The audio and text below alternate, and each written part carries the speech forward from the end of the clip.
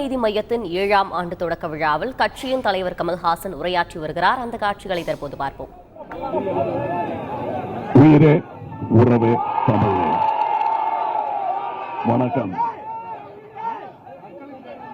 இந்த 7 ஆண்டுகள் எப்படி கடந்தது என்பது தெரியவில்லை என்று சொல்வது மெய்யாக இருக்காது. ஒவ்வொரு கணமும் எனக்கு புரிந்தது, தெரிந்தது. நம்முடைய ஏற்பாடு, நம்முடைய தயாரிப்பு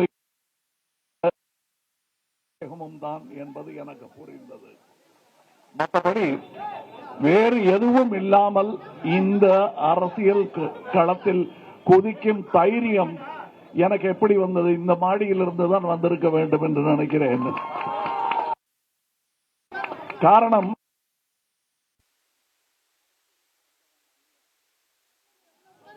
சோகத்தில் வந்தவன். என் மக்களுக்கு இப்படி நடக்கலாமா, ஏன் இப்படி போயிட்டே இருக்கு அப்படிங்கிற ஒரு கேள்வியுடன் வந்தவன் நான். இதுக்கப்புறம் என்ன நடக்கும், இப்படி போனா எது என்ன ஆகும் என்பதை பற்றி எல்லாம் யோசிக்காமல் நான் இங்கே வந்திருக்கிறேன். முதல் ஒரு கேள்வி என்னை எல்லாரும் கேட்கிறாங்க, என்னுடைய கட்சிக்காரர்களை கூட கேட்கிறாங்க, நீங்க சினிமாவில் நடிக்க போறீங்களே, அப்ப முழு நேர அரசியல்வாதி இல்லைன்னு மற்றவங்க எல்லாம் சொல்றாங்களே. முழு நேர அரசியல்வாதி என்பவர் யார்? நான் இன்வெறுமையில போட்டு பேசிட்டேன், யாராவது தப்பா பேசிடக்கூடாது. ஒருவனும் கிடையாது என்பதுதான் உண்மை. முழு நேர அப்பனும் கிடையாது, முழு நேர கணவனும் கிடையாது, முழு நேர பிள்ளையும் கிடையாது. அவனுக்கு 8 மணி நேரம் தூங்கி ஆகணும். 8 மணி. அப்ப முழு நேர அரசியல்வாதி என்பது யார் என்று எனக்கு சொல்லுங்கள். நான் எதற்காக சினிமாவில் நடிக்கிறேன் என்பதை நான் உங்களுக்கு சொல்லுகிறேன். என்னை இத்தனை வருடமாக இந்த வீடு, இன்னொரு வீடு, காரு, வசதி எல்லாம் கொடுத்து வைத்திருக்கிறீர்கள். நான் எதற்கு அரசியலுக்கு வர வேண்டும்? வந்தேன் என்றால் அதற்கு ஒரே காரணம், உங்கள் அன்புக்கு கைமாறு நான் இன்னும் செய்யவில்லை என்பதுதான்.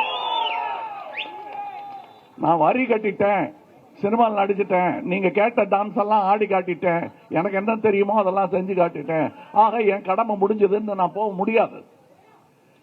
ஏனென்றால் நீங்கள் கொடுத்த அன்பு இன்னும் அப்படியே பாக்கி இருக்கு.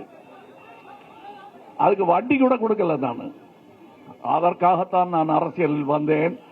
ஏன் முழு நேர அரசியலில் வரவில்லை என்று கேட்பவர்களுக்கு ஒன்று சொல்லுகிறேன். இந்த நிஜத்தை நீங்கள் புரிந்து கொள்ளுங்கள். இங்கே நடக்கும் இந்த கூட்டம், இங்கே இதற்கு பிறகு கிடைக்க போகும் சிற்றுண்டி, இந்த கொடி, இந்த மேடை எல்லாமே நான் சம்பாதிச்சு வந்த காசுல இருந்து பண்ணது. இது என்ன இவ்வளவு திமிரா பேசுறாரு? இந்த திமிரெல்லாம் எனக்கு பெரியார் கிட்ட இருந்து வந்தது.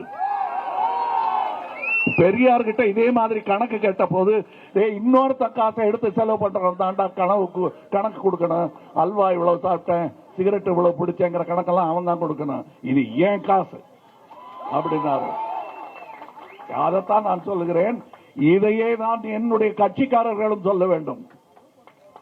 இது ஏன் காசை நான் பண்றேன். ஏன்னா இந்த பொய்யெல்லாம் இனிமே சொல்லிட்டு இருக்க முடியாது. நம்மளுடைய எலெக்ஷன் கமிஷன் சொல்றாங்க, ஒரு வேட்பாளர் 95 லட்சம் ரூபாய் செலவு பண்ணலாம் அப்படின்னு. எங்க சொல்லுங்க, 95 லட்சம் ரூபாய் மட்டும் செலவு பண்ணா என்ன ஆகும்? கோவை தெற்கு தான் ஆகும். இப்ப என்ன சொல்றீங்க, நீங்களே கிண்டல் அடிக்கிறீங்களே. ஆமா, நான் கோவையில் தோற்றேன் என்பது 1728 ஓட்டுகள் அல்ல. என்னுடைய தோல்வியாக நான் கருதுவது எது என்பதை சொல்லுகிறேன். அதுதான் நமது தோல்வியும். 900 பேர் ஓட்டு போடலாங்க, 90,000 பேர் ஓட்டு போடலாங்க. 90,000 பேர் அந்த இடத்துல ஓட்டு போடல. இன்னும் சொல்ல போனா இந்தியாவிலேயே 40% ஓட்டு போட மாட்டேங்கிறாங்க. அவங்க எல்லாம் ஓட்டு போட்டாங்கன்னா எல்லாம் சரியாயிடும். நீங்க என்ன கேள்வி கேட்கறத விட்டுட்டு அவங்கள கேள்வி கேளுங்க. முழு நேர அரசியல்வாதியான்னு என்ன கேட்கறீங்களே, நீங்க முழு நேரம் என்ன? முழு நேர குடிமகன் கூட இல்ல, 40% ஓட்டு போடாம வீட்டுல உட்கார்ந்துருக்கீங்க. அப்ப 95 லட்சம் ரூபாய் மட்டுமே செலவு பண்ணக்கூடிய ஒரு நேர்மையானவன் ஜெயிக்கவே முடியாது. அதுக்கு காரணம் நீங்க தான் உங்க மேல குத்தத்தை போட்டுட்டு நான் அதோட நிறுத்திக்கிறதா இல்ல. என்ன அரசியலுக்கு வர வைக்கிறது ரொம்ப கஷ்டம், நாங்க போக வைக்கிறது அதை விட கஷ்டம்.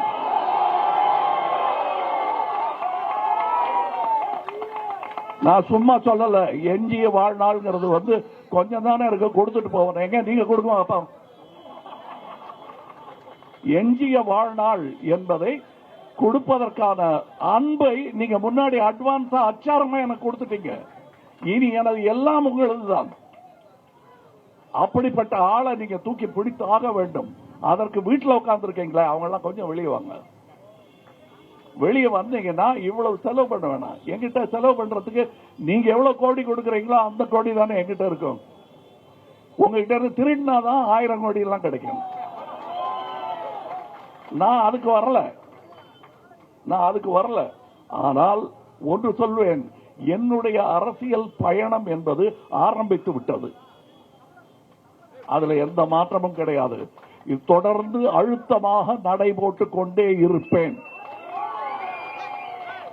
இந்த அரசியல் வேறு. நீங்க வந்து எங்களுக்கு சைட்ல இருந்து பிரஷர் வருது, பியர் பிரஷர் என்று ஆங்கிலத்தில் சொல்வார்கள். எங்க சக அரசியல்வாதிகள் எல்லாம் கேட்கிற கேள்விகளுக்கு இங்க பதில் சொல்ல முடியல. நான் சொல்றேன், நீங்கள் சக அரசியல்வாதி என்று நினைப்பவர்கள் அரசியல் சம்பந்தப்பட்டவர்களே அல்ல, வியாபாரிகள் அவர்கள். அவங்கள பார்த்து ஆசைப்படாதீங்க. நீங்க இது வேறு அரசியல். இந்த அரசியல்ல வந்து கொடுத்தா என்ன கிடைக்குங்கிற வியாபார வர்த்தகம் கிடையாது. ஏற்கனவே பெற்று விட்டேன், பெற்றதற்கான வட்டியை நான் செலுத்துகிறேன் என்று நினைத்தால்தான் இந்த இடத்துல அரசியலுக்கு வர முடியும். அப்படின்னா இதுல ஒன்னும் தேராதான், தேரும். நாளைய சமுதாயத்துக்கு தேரும். உனக்கு வேணும்னு வந்தேன்னா உனக்கு அவங்களுக்கு வித்தியாசம் கிடையாது. ஆக இந்த கொள்ளை கூட்டத்தில் நாமளும் தீவெட்டி பிடிச்சிட்டு போறதுக்கு ஆசைப்படாதீங்க. இதை மாற்றுவதற்காக வந்தவர்கள் நாம். கஷ்டமான வேலை தான். இதில் அவமானங்கள் நிறைய படத்தான் வேண்டி வரும். இன்றைக்கு முக்கியமாக தேசத்தின் குடி உரிமைங்கிற விஷயமே ஆட்டம் கண்டிருக்கும் பொழுது கட்சி வரைகோடுகள் இவையெல்லாம் இரண்டாம் பட்சம், தேசம்தான் முதல். ஒரு ஆர்டர்ல பார்த்தோம்னா எது முதல்ல, எது ரெண்டாவது, எது மூணாவதுன்னு பார்த்தோம்னா முதல்ல தேசம், பிற்பாடு என் தமிழ்நாடு, பிற்பாடுதான் மொழி. நம்ம இதுல கன்ஃபியூஸ் ஆயிட்டோம்னா மொழியை பேசிட்டு இருந்தோம்னா அதை காட்டி அல்வா கொடுக்கிற மாதிரி அதை காட்டி பாக்கி ரெண்டையும் கழிச்சிருவாங்க. இன்னைக்கு விவசாயிகளுக்கு வந்து தமிழகம் செய்திருக்கக்கூடிய விஷயத்தில் ஒரு 10% கூட அங்க ஒன்றியம் செய்யவில்லை. இன்னும் சொல்ல போனா அவங்க வரும்போது ஒரு எப்படி நாட்டை படையெடுக்க வரும் எதிரி படைக்கு என்னென்ன வரவேற்பு உண்டோ அத்தனையும் அங்கே விவசாயிகளுக்கு கிடைத்துக் கொண்டிருக்கிறது. டெல்லியில் ஆணி படுக்கை போட்டு வச்சிருக்காங்க அவங்க வந்தா படுக்கிறதுக்கு, நடக்கிறதுக்கு. அதே நேரத்தில் இங்கே நாம் விவசாயிகளை மதித்துக் கொண்டிருக்கிறோம். இந்த வித்தியாசம் தெள்ள தெளிவாக அண்ணா காலத்திலிருந்து தெரிந்து கொண்டே இருக்கிறது. அண்ணா அவர்கள் சொன்னார்கள், நாங்கள் எங்கள் கோரிக்கையை பின்வாங்குகிறோம், ஆனால் அதற்கான காரணம் இன்னும் அப்படியே இருக்கிறது என்று. அவர் சொன்ன அந்த காரணம் இன்னும் அப்படியே இருக்கிறது.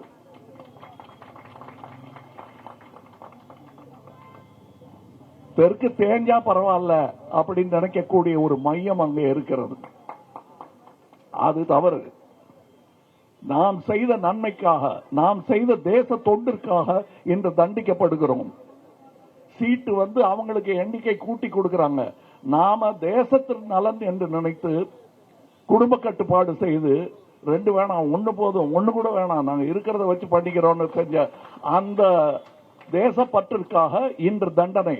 நமக்கு இடம் கிடையாது, குரல் கிடையாது. ஆனா நீங்க அப்படி எங்களுடைய அளவை, எங்களுடைய விஸ்தீரணத்தை புரிந்து கொள்ள வேண்டும் என்றால் வருமானம் எந்த ஸ்டேட்ல இருந்து வருதுன்றத சென்டர் கணக்கெடுக்கட்டும். முதல் 3 ஸ்டேட்ல தமிழகம் இருக்கும். நம்ம கொடுக்கிற ஒவ்வொரு ரூபாய்க்கும் 29 பைசா தான் திரும்பி வருது. ஆனா அதையே வந்து இன்னைக்கு சீட்டு நிறைய வச்சிருக்கிற எம்பி, பீகார், யூபி சொல்ல முடியாது. அவங்களுக்கு 4 ரூபாய் கிடைக்குது. இந்த அண்ணன் தம்பி சண்டை போட்டுக்கிட்டு இருக்க வேணாம். அங்க பீகாரில் இருக்கிறவனு என் தம்பி தான், நல்லா இருக்கட்டும். ஆனா எனக்கா என் சிற்றுண்டி தான் அவனுக்கு ஸ்நாக்னு இருக்கக்கூடாது. ஓஞ்ச நேரத்துல ஒரு மாதிரி வாய் நமனமான்னு இருக்க என்ன பண்ணலாம்னா அந்த அடுத்தவன் சாப்பாட்டை எடுத்து சாப்பிட வேண்டியதான் இருக்கக்கூடாது. எல்லாருக்கும் சமமான உரிமை இருக்க வேண்டும். நாடே அப்படித்தான் இருக்கின்றோம். நான் ஒன்னே ஒன்று சொல்லுகிறேன், இந்த ஏழ்மை ஏழ்மைன்னு சொல்லிட்டு இருக்கோமே, அந்த ஏழ்மை நிரந்தர நிலைமை அல்ல, நீங்கள் நினைத்தால் மாற்றக்கூடிய ஒன்று. மீண்டும் மீண்டும் அதில் உழந்து கொண்டு இருக்கிறீர்கள். ஒரு ஓட்டுக்கு 5000 ரூபாய் கொடுத்தா வாங்கிடலான்னு வாங்குறீங்க தெரியுமா? நீங்கள் இழப்பது 50 லட்சம் ரூபாய். நீங்க அவங்க உங்களுக்கு கொடுக்கறது அட்வான்ஸ், வட்டியோட அதை வசூலிக்கத்தான் போறாங்க. அதனாலதான் ஓட்டு காசு வாங்காதீங்கன்னு சொல்றேனே தவிர, அப்ப நீங்க கொடுப்பீங்களா? நான் கொடுப்பேன். எப்ப கொடுப்பேன்? நான் செத்ததுக்கு பிறகு உங்களுக்கு சேரும் இன்சூரன்ஸ். அதுக்காகத்தான் நான் பாடுபட்டு இருக்கேன் இன்னைக்கு. அதுக்காகத்தான் நீங்களும் பாடுபட வேண்டும். நான் சொல்றது எளிமையா இந்த பிளாட்பாரத்தில் நடக்கிறவனுக்கு எல்லாம் புரியும். என்னத்துக்காக இவ்வளவு கஷ்டப்பட்டு வேலை செய்கிறேன்? என் பிள்ளைக்கேத்தான், அவன் பிள்ளைக்கேத்தான். அவ்வளவுதாங்க இந்த கட்சி. இது எனக்காக இல்ல. இந்த கட்சி ஆரம்பிப்பதால் எனக்கு எந்த லாபமும் கிடையாது. இன்னும் சொல்ல போனா நஷ்டம் தான். ஆனால் நாளை இதே இடத்துல எனக்கு ஒரு சின்ன பெசகு நடந்து போச்சு அப்படிங்கும் போது இதை விட பன்மடங்கு கூட்டம் கூடியது. அவர்களுக்கு நன்றி சொல்ல கடமைப்பட்டு இருக்கிறேன் நான். அதற்காகத்தான் இங்க வந்திருக்கோம். இதுக்கப்புறம் நிறைய கேள்விகள் இருக்கு, அவங்களும் விட்டு வைக்க போறது இல்லை, கேட்பாங்க. எல்லாத்துக்கும் பதில் சொல்றேன். ஆனா இது நேரம் அல்ல. இவ்வளவு தூரம் என் கூட நடந்து வந்திருக்கீங்க. ஆனா இது இவ்வளவு தூரம் நடந்து வந்துட்டீங்களேன்னு சொல்ல மாட்டேங்க. இதுதான் ஆரம்பம். நீண்ட பயணம் இருக்கிறது. நல்லா சாப்பிட்டு நல்லா ரெஸ்ட் எடுத்துக்கிட்டு வாங்க, நடந்துகிட்டே இருப்போம். நாளை நமரே. சென்னை ஆழ்வார்பேட்டையில் மக்கள் நீதி மய்யத்தின் 7ஆம் ஆண்டு தொடக்க விழாவில் அந்த கட்சியின் தலைவர் கமல்ஹாசன் உரையாற்றிய காட்சிகளை தற்போது பார்த்தோம்.